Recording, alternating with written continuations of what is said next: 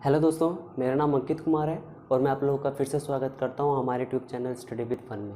So guys, हमारा जो lecture चल रहे थे वो पर्यावरण अध्ययन के चल रहे थे, जिसके 3 लेक्चर हो चुके हैं और उन लेक्चर्स के लिंक जो है वो आपको इस वीडियो के डिस्क्रिप्शन में मिल जाएंगे, तो प्लीज़ आप उनको भी देख लीजिएगा, ठीक है। और लेक्चर शुरू करने से जो स्टूडेंट मेरे इस चैनल पर नए हैं या जिन्होंने अभी तक चैनल को सब्सक्राइब नहीं किया है वो प्लीज़ इसको सब्सक्राइब कर दीजिए।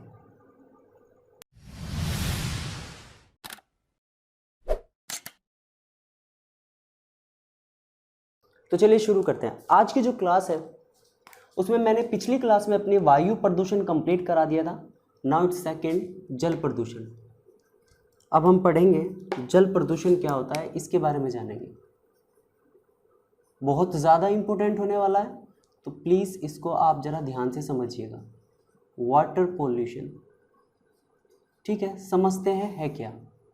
सबसे पहले वाटर पोल्यूशन या जल प्रदूषण होता क्या है, तो सिंपल सी डेफिनेशन है कि जब जल में अनावश्यक पदार्थ मिल जाते हैं, वो पदार्थ जिनको नहीं मिलना चाहिए, या फिर वे पदार्थ जो जल को क्या कर देते हैं, दूषित करते हैं, जब वो पदार्थ जल में मिल जाते हैं तो कौन सा प्रदूषण होता है, तो जल प्रदूषण होता है। तो मैंने आपको बताया कि जब जल में क्या होते हैं, जब जल में क्या होते हैं,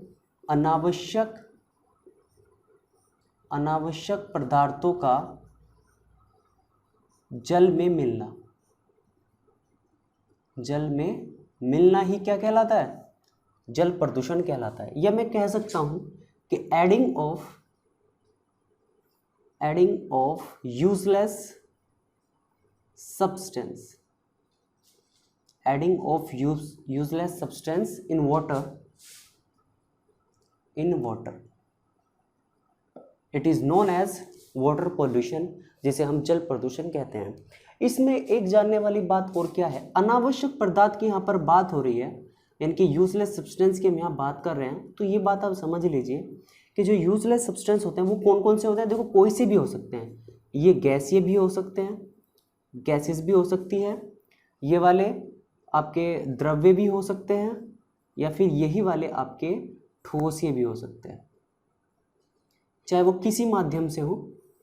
जब ये सब चीज़ें या इनसे अलग कोई चीज़ें किस में मिलती हैं, वाटर में मिलती हैं, तो जल प्रदूषण की समस्या को क्या करती हैं, पैदा करती हैं, ठीक है। तो अब हम पढ़ेंगे इनके टाइप के, जल प्रदूषण के टाइप्स क्या क्या होते हैं, ठीक है। चलिए, तो जो जल प्रदूषण होता है वो 4 प्रकार का होता है, इनके इसके 4 टाइप होते हैं। कितने टाइप होते हैं, 4। सबसे पहले हम पहला वाला डिस्कस करते हैं, नंबर 1, नंबर ए, जिसको हम कहते हैं नदी जल प्रदूषण। नदी जल प्रदूषण, या मैं कह सकता हूँ रिवर वाटर पोल्यूशन, ठीक है। सबसे पहले इसको कवर करते हैं कि ये है क्या।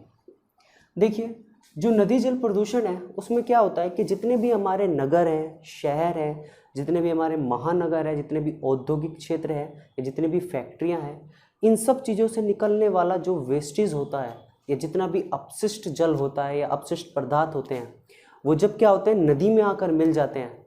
किस में मिलते हैं, नदियों में आकर मिल जाते हैं, तो उसी को ही हम क्या कहते हैं, नदी जल प्रदूषण कहते हैं।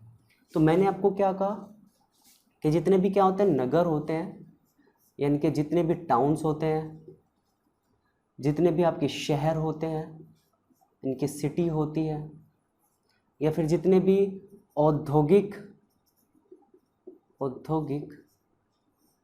क्षेत्र होते हैं, यानी कि मैं कह सकता हूँ इंडस्ट्री फील्ड जो होते हैं, इंडस्ट्री फील्ड, या फिर मैं कह सकता हूँ जितनी भी फैक्ट्रियाँ होती हैं, जितनी भी फैक्ट्रीज होती हैं, या मैं कह सकता हूँ हिंदी में फैक्ट्रियाँ, जितनी भी फैक्ट्रियाँ होती हैं, इन सब चीज़ों से निकलने वाला जो वेस्टेज है, यानी कि जितना भी अपशिष्ट पदार्थ हैं, उनका नदियों में मिलना ही क्या कहलाता है, नदी जल प्रदूषण। एक बार जैसे ये समझ लीजिए, जैसे कि एक नदी है, ठीक है, और इस नदी के चारों तरफ घर हैं, और जी हम मान सकते हैं यहाँ पर कुछ बिल्डिंग्स हैं, ठीक है, या फिर मैं कह सकता हूँ यहाँ पर फैक्ट्रियाँ हैं, ठीक है, इस तरह की, या फिर आप कह सकते हो पूरी सिटी बसी हुई है। मैं कह सकता हूँ कि पूरी सिटी यहाँ पर बसी हुई है। तो जब इनसे निकलने वाले अपशिष्ट पदार्थ या गंदा पानी किस में आकर मिलता है, इस नदी में आकर मिलता है, इस नदी में आकर मिल जाता है, तो इस पूरी नदी के पानी को क्या कर देता है, दूषित कर देता है। क्या कर देता है, दूषित कर देता है। ठीक है, या हम कह सकते हैं पॉल्यूटेड कर देता है। तो हम इसको पॉल्यूटेड रिवर भी कहते हैं, या हम कह सकते हैं दूषित नदी भी कह सकते हैं हम इसको। ठीक है, समझ में आया। मैंने अभी जो चीज़ मैंने यहाँ बताई है वही मैंने डायग्राम के थ्रू आपको बता दी है। यही होता है नदी जल प्रदूषण। जानने वाली बात क्या है इसमें और, कि जो नदी जल प्रदूषण है, यह मैं आपसे कहूँ कि भारत की कौन सी नदी सबसे ज़्यादा दूषित है, अगर मैं आपसे ये पॉइंट की बात करूँ तो क्या होगा। देखो, हम कह सकते हैं कि विश्व की सबसे दूषित नदी कौन सी है, या मैं ये ऐसे भी कह सकता हूं कि भारत की सबसे दूषित नदी, या भारत की सबसे दूषित नदी कौन सी है। तो सबका आई एम श्योर एक ही आंसर होगा, गंगा नदी। गंगा नदी क्या है, भारत की सबसे या विश्व की सबसे दूषित नदी कही जाती है। क्यों कही जाती है, देखिए सबसे पहले ये समझिए कि गंगा नदी जो है, जब ये उत्तर प्रदेश में प्रवेश करती है तो उत्तर प्रदेश के कन्नौज से एंटर करती है भारत में। कहाँ से एंटर करती है, कन्नौज से भारत में एंटर करती है। और जैसे ही कन्नौज में एंटर करती है तो यहाँ पर पीतल की फैक्ट्रियाँ हैं। क्या है, पीतल की फैक्ट्रियाँ हैं। और इन पीतल की फैक्ट्रियों से जो क्या निकलता है, गंदा पानी निकलता है। इन फैक्ट्रियों से जो गंदा पानी निकलता है, या मैं कह सकता हूँ जो दूषित जल निकलता है, जो दूषित जल निकलता है वो सीधे सीधे कहाँ मिल जाता है, गंगा नदी में मिल जाता है। वो सीधे सीधे कहाँ मिल जाता है, गंगा नदी में मिल जाता है, जिससे गंगा नदी क्या हो जाती है, दूषित हो जाती है। समझ में आया। अब चूंकि गंगा नदी की सबसे ज़्यादा जो लंबाई है वो उत्तर प्रदेश में है। गंगा नदी की जो सबसे ज़्यादा लंबाई है वो उत्तर प्रदेश में लगभग 1450 किलोमीटर। तो ओबीसी बात है कि सबसे ज़्यादा अपशिष्ट पदार्थ भी उत्तर प्रदेश ही फेंक रहा होगा गंगा नदी में। तो बिल्कुल सही, उत्तर प्रदेश जो है वो लगभग 761 टन पर डे या प्रतिदिन अपशिष्ट पदार्थ या मैं कह सकता हूँ सीवेज, जितना भी सीवेज होता है 761 टन प्रतिदिन सीवेज गंगा नदी में डालता है। गंगा या नदी में डालता है,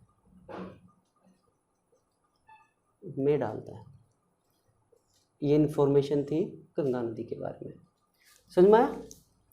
तो कहने का मतलब क्या है कि गंगा नदी को सबसे ज़्यादा दूषित कौन बनाता है, तो वो उत्तर प्रदेश ही बनाता है। समझ में आया। अब देखो अगला पॉइंट, बहुत से ये बोलते हैं कि गंगा नदी का पानी खराब क्यों नहीं होता। ठीक है, दरअसल इसके बारे में बहुत सारी अवधारणाएं हैं। ठीक है, मैं आपको यहाँ पे बता देता हूँ। देखो, गंगा नदी का पानी खराब क्यों नहीं होता, क्योंकि इसमें एक वायरस पाया जाता है। इसमें क्या पाया जाता है, एक वायरस पाया जाता है। उस वायरस का नाम क्या है, उस वायरस का नाम है बैक्टीरियोफेज।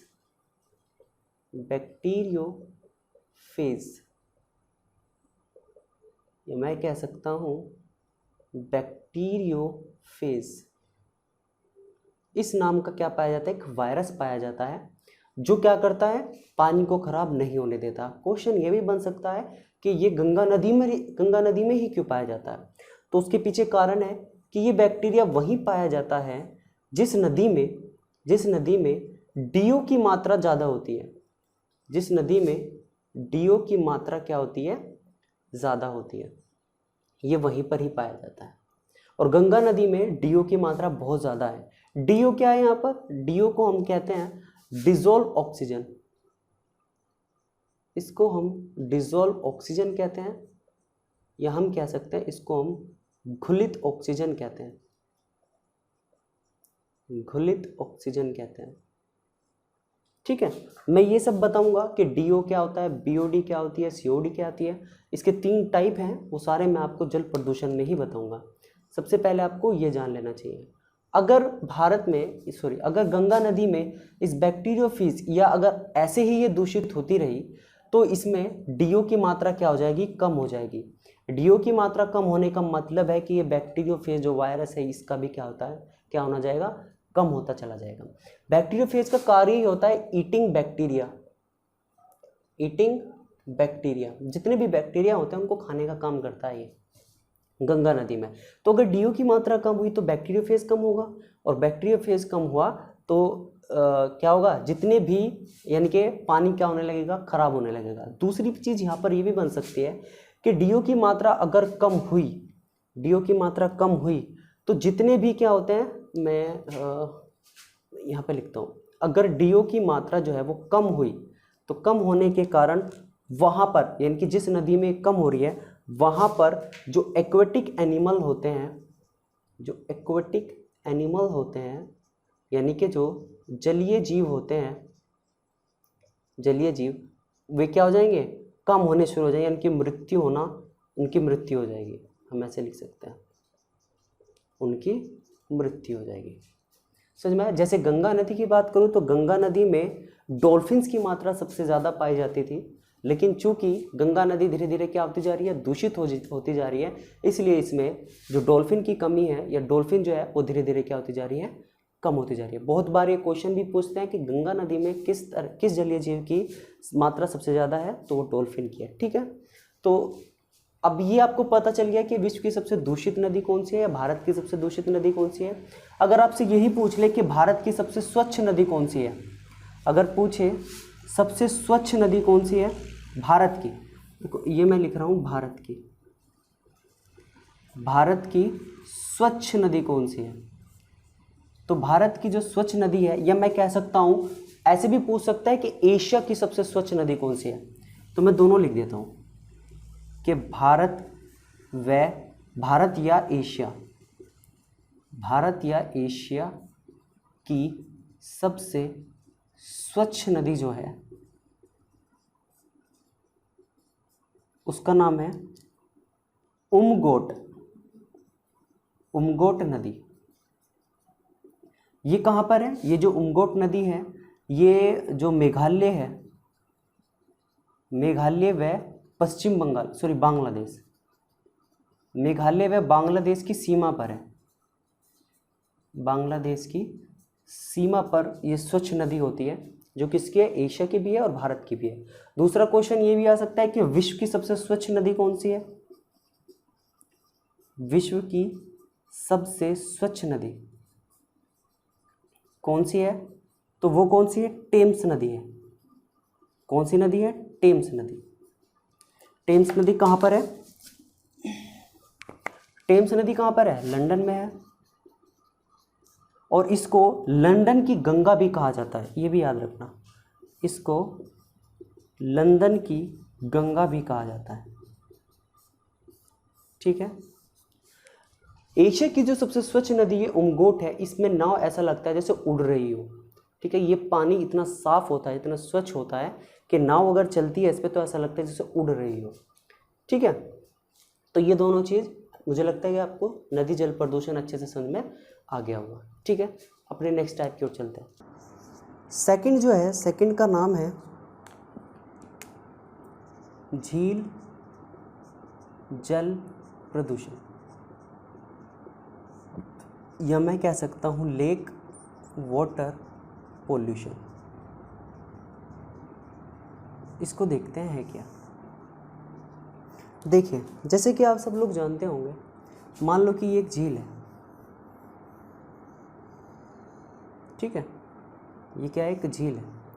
एक घर यहाँ पर है, यहाँ पर कोई फैक्ट्री है। ठीक है, या यहाँ पर कोई आदमी खड़ा है, ऐसे ले लें। तो ये सब क्या है, इन सब के द्वारा जो दूषित जल है, जितने भी अपशिष्ट पदार्थ हैं, ठीक है, वो सब किस में आ जाते हैं या किस में चले जाते हैं, झील में चले जाते हैं। यानी कि सपोज करो बारिश हुई और बारिश के थ्रू ये कहाँ चले गए, उस झील में प्रवेश कर गए। या फिर ये सारे सब चीज़, ये जितने भी क्या होते हैं, जितने भी अपशिष्ट पदार्थ हैं, ये सब बहा कर आते हैं और किस में गिर जाते हैं, किस में चले जाते हैं, इस झील में चले जाते हैं।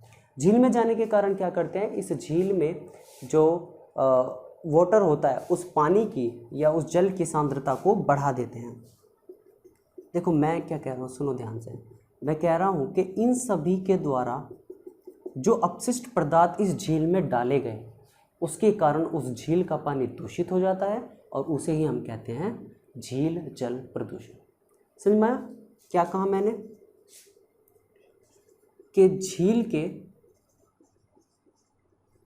क्या लिख रहा हूं यार, झील के आसपास के क्षेत्रों से आने वाला अपशिष्ट पदार्थ या आने वाले अपशिष्ट पदार्थ झील में मिल जाते हैं, झील में मिल जाते हैं, जिस कारण कौन सा प्रदूषण होता है, झील जल प्रदूषण होता है। होता क्या है कि जब ये पदार्थ इस झील में मिलते हैं तो क्या करते हैं, जो जल है इसका, उस जल की सांद्रता को बढ़ा देते हैं, जल की सांद्रता को बढ़ा देते हैं। यानी कि जो वाटर कंसंट्रेशन है, वाटर कंसंट्रेशन को क्या कर देते हैं, बढ़ा देते हैं। ठीक है, सांद्रता क्या होती है, एक आयतन में पदार्थ की मात्रा को ही सांद्रता कहते हैं। और जब वो पदार्थ बढ़ने लगे तो इसका मतलब उसमें सांद्रता भी क्या होती जा रही है, बढ़ती जा रही है। अगर इसमें सांद्रता बढ़ी तो जो DO है उसकी मात्रा क्या हो जाएगी, कम हो जाएगी, अभी बताया। और DO अगर कम हुआ तो जितनी भी मछलियां हैं, जितनी भी क्या है मछलियां हैं, वो सब क्या हो जाएंगी, मर जाएंगी। वो सारी मछलियां क्या होंगी, मर जाएंगी। ठीक है, अगर देखा जाए, पूछा जाए कि जो भारत है, भारत की सबसे दूषित या सबसे जहरीली झील कौन सी है, भारत की सबसे जहरीली झील, तो उसका नाम है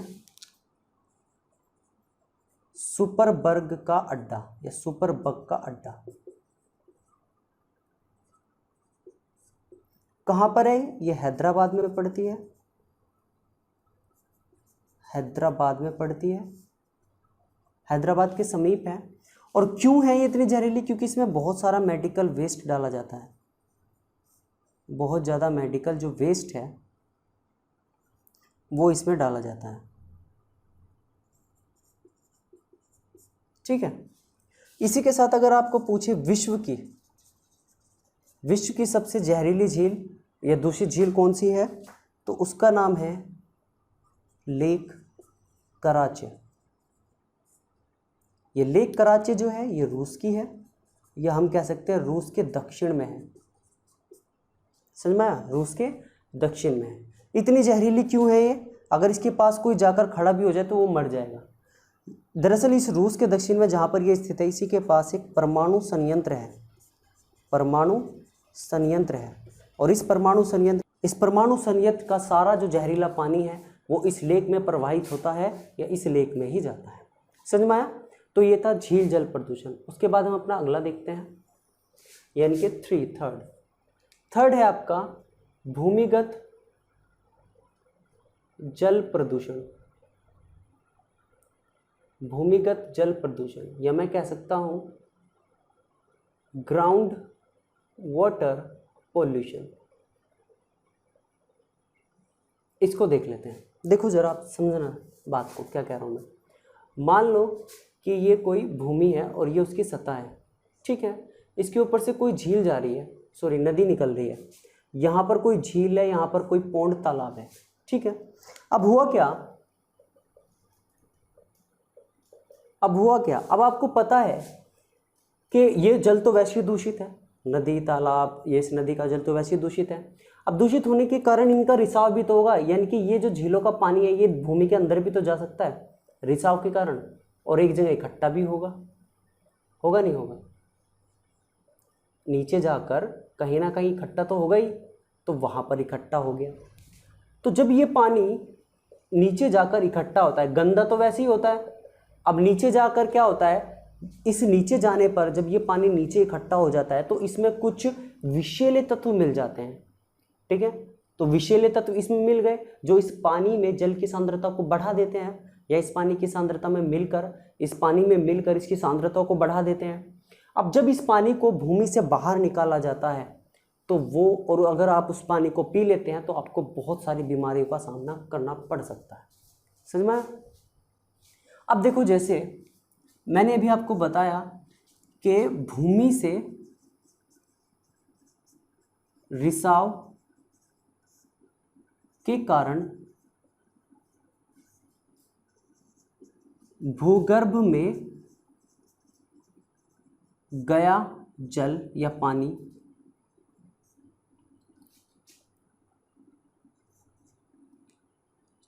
इस जल में कुछ विषैले तत्व मिल जाते हैं, कुछ विषैले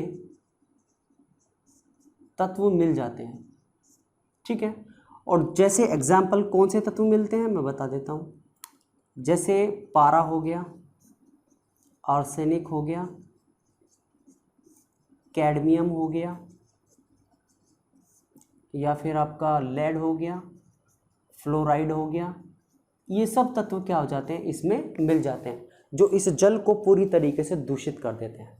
या जब हम इस जल को, भूमिगत जल को बाहर निकाल कर पीते हैं तो हमें क्या होती है, बहुत सारी बीमारियों का सामना करना पड़ सकता है। ठीक है, जैसे कि मैं कुछ एग्जाम्पल लेता हूँ। जैसे कि आपने पश्चिम बंगाल में एक गांव है, पश्चिम बंगाल में एक गांव है जिसका नाम है मिर्ज़ापुर।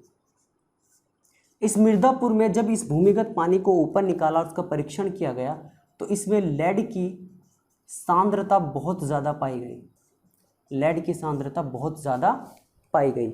ठीक है, इसी की तरह छत्तीसगढ़ में भी एक गांव है, छत्तीसगढ़ में भी एक गांव है जिसका नाम है रामनाथ गांव।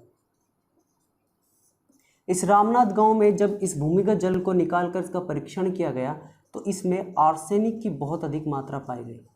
इनके आर्सेनिक की जो सांद्रता थी वो बहुत ज़्यादा बढ़ी हुई मिली।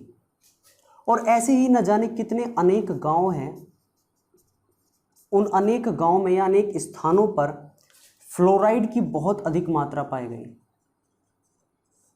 फ्लोराइड की जो सांद्रता है वो बहुत ज़्यादा पाई गई।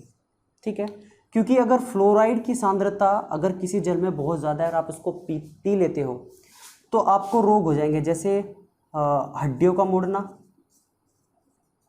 जैसे हड्डियों का टेढ़ा मेढ़ा होना, या फिर दांतों का पीला होना, दांतों का पीला होना, या मैं कह सकता हूँ मोतियाबिंद भी हो जाता है, यहाँ तक कि मोतियाबिंद भी हो जाता है। समझ में आया? और अगर आर्सेनिक जैसा पानी आप अगर पी लेते हो तो आप जैसे फेफड़े हुए, फेफड़े व त्वचा, इन सब की कैंसर हो जाते हैं इन सबसे, यानी कि फेफड़े, त्वचा कैंसर, फेफड़े कैंसर हो जाते हैं अगर आप ऐसा पानी पीते हो, भूमिगत जल पीते हो जिसमें आर्सेनिक की सांद्रता बहुत ज़्यादा हो। समझ में आया? तो इनसे बचना चाहिए, पानी को बहुत ज़्यादा उबाल कर पीना चाहिए। ठीक है, ऐसे ही नहीं सीधे पी लिया। ठीक है, तो ये थे तीसरा, चौथा पढ़ते हैं। ठीक है,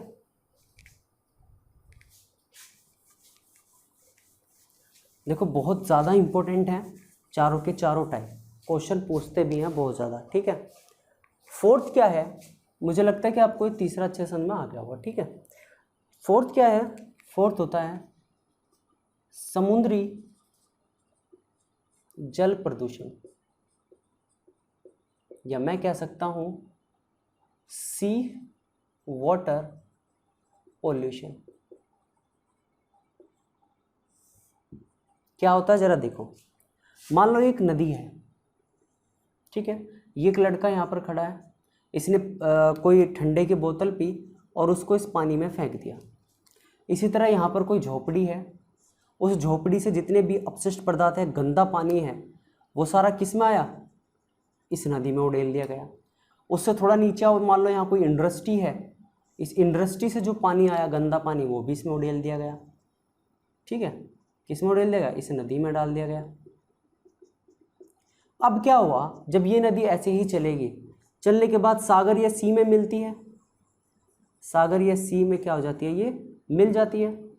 तो जैसे ही ये सागर या सी में प्रवेश करती है तो इस सागर में इन सारे विषैले तत्वों को या प्लास्टिक जो भी बहाकर लाती है, ये बोतल, प्लास्टिक की बोतल या जो भी जो बहाकर लाती है, उन सब को किस में छोड़ देती है, इस सी या सागर में छोड़ देती है।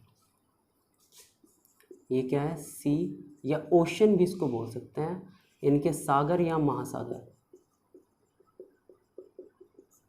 ठीक है।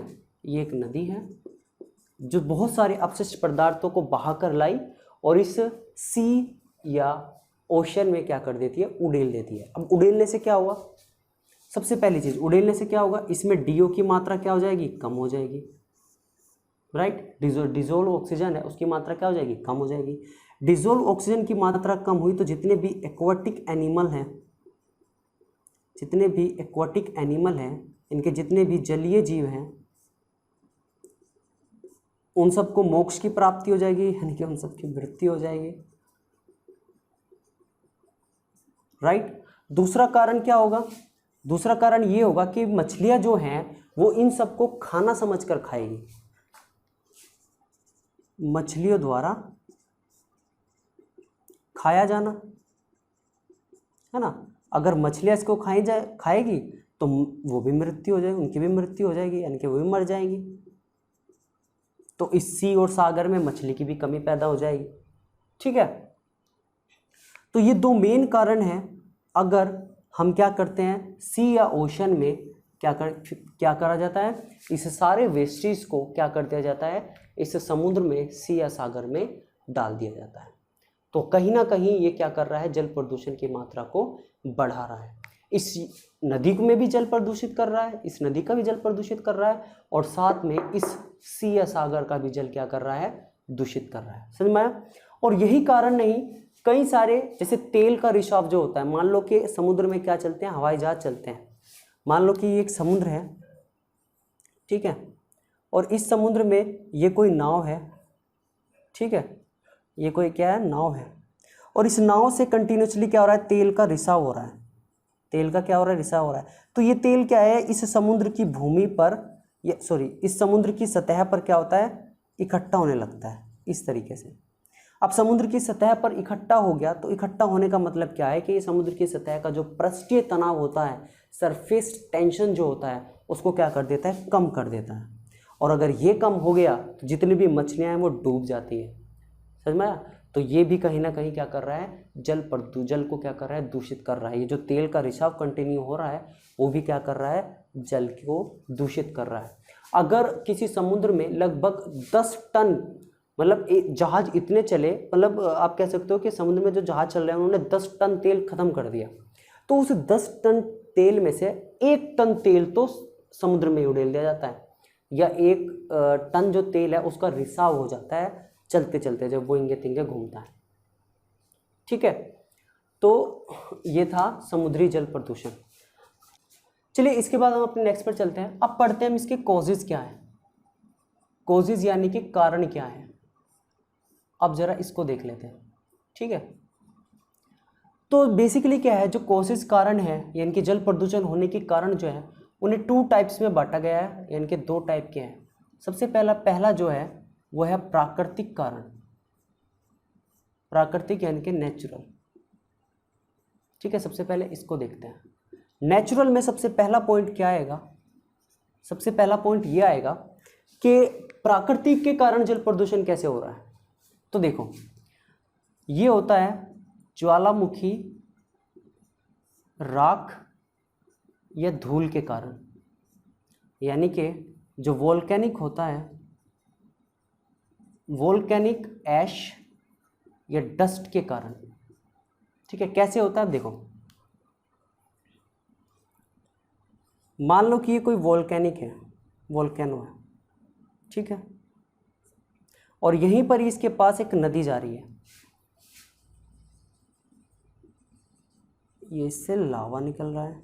अब होता क्या है, इस ज्वालामुखी से जो ऐश निकलती है, राख निकलती है, वो उड़कर इस नदी में गिर जाती है, उड़कर कहाँ चली जाती है, इस नदी में इकट्ठी हो जाती है या इस नदी में डल जाती है, जिसके कारण इस नदी का जो जल है वो क्या हो जाता है, पूरी रूप से दूषित हो जाता है। समझ में आया?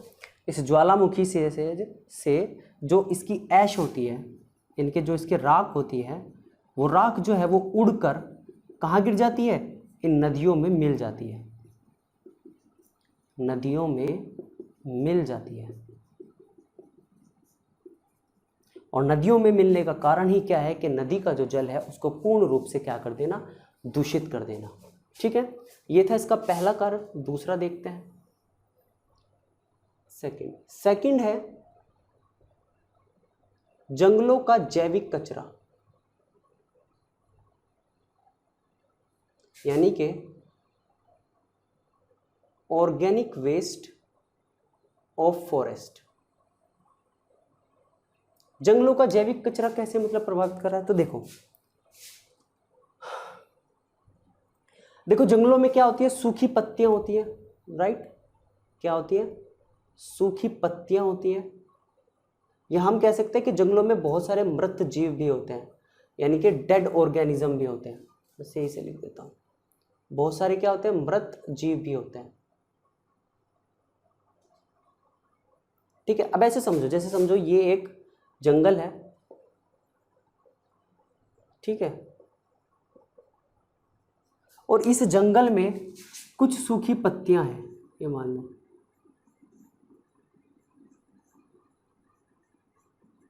ठीक है, साथ में यहां पर कुछ एनिमल्स क्या हैं, मरे पड़े हैं, कुछ एनिमल्स क्या हैं, मरे पड़े हैं, ठीक है, और इसी के ही पास एक नदी जा रही है। तो होगा क्या, अगर यहां पर बारिश हुई, अगर यहां पर बारिश होती है तो बारिश के साथ ये क्या होंगे, बहाकर किस नदी में, इस नदी में क्या हो जाएंगे, मिल जाएंगे। समझ में आया? ये सारे इस नदी द्वारा बहाकर लाएंगे और किस में मिल जाएंगे, इस नदी में मिल जाएंगे, जिसके कारण इस नदी का जल कैसा हो जाएगा, दूषित हो जाएगा, और जल प्रदूषण की समस्या क्या हो जाएगी, बढ़ जाएगी। समझ में आया मैंने क्या कहा? जितनी भी सूखी पत्तियां या मृत जीव हैं, ये सब वर्षा द्वारा बहाकर लाए जाते हैं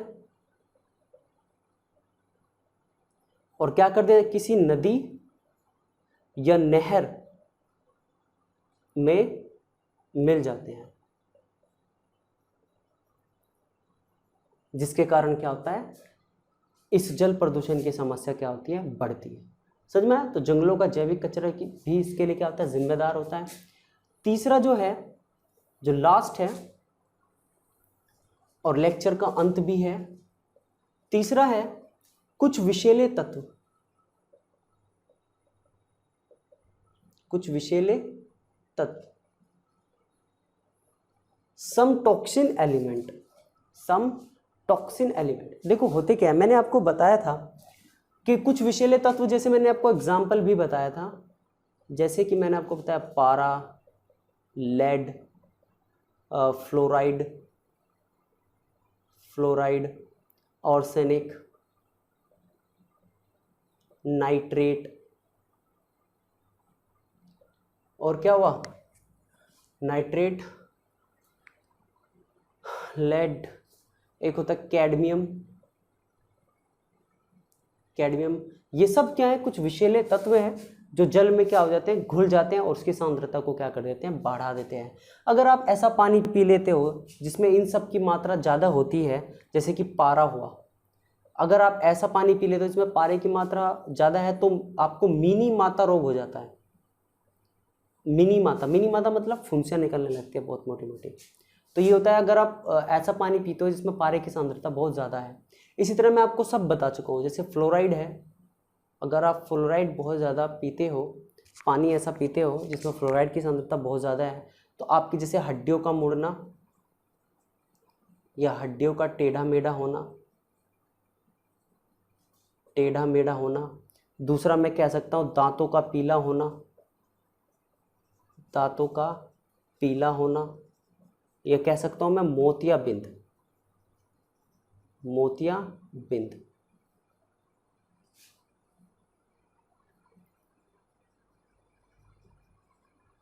मोतियाबिंद, ये क्या हो जाती है, बीमारियां हो जाती है। आर्सेनिक है, फेफड़े या त्वचा संबंधी कैंसर हो जाते हैं। नाइट्रेट है, अगर नाइट्रेट की अधिकता बहुत ज़्यादा हो जाती है तो नाइट्रेट की अधिकता होने के कारण ब्लू बेबी सिंड्रोम रोग हो जाता है। कौन सा होता है, जो ब्लू बेबी सिंड्रोम रोग होता है वो नाइट्रेट की अधिकता के कारण ही होता है, जो शिशुओं में होता है। ठीक है, कैडमियम है, कैडमियम के कारण जो डायरिया है वो बढ़ जाता है या धीमी वृद्धि होती है शिशुओं की। ठीक है, तो ये थे कुछ विषय। तो ये थे प्राकृतिक कारण जिसके कारण क्या हो रहा है, जल दूषित हो रहा है या प्रदूषित हो रहा है। समझ में आया? तो इसके आगे का हम अपने नेक्स्ट लेक्चर में शुरू करेंगे, जिसमें मैं आपको बताऊंगा कि जल प्रदूषण इसको नियंत्रण कैसे करते हैं, इसके प्रभाव क्या होते हैं। ठीक है, और ये DO COD या BOD क्या होते हैं, ये सब मैं आपको नेक्स्ट लेक्चर में कवर करा दूंगा। यानी कि नेक्स्ट लेक्चर में जल प्रदूषण खत्म हो जाएगा। ठीक है, तो करना क्या है, आपको बस सब्सक्राइब करना है और एंजॉय द पार्टी। ठीक है, तो please like share and subscribe और take care yourself and stay alert. Thank you, bye.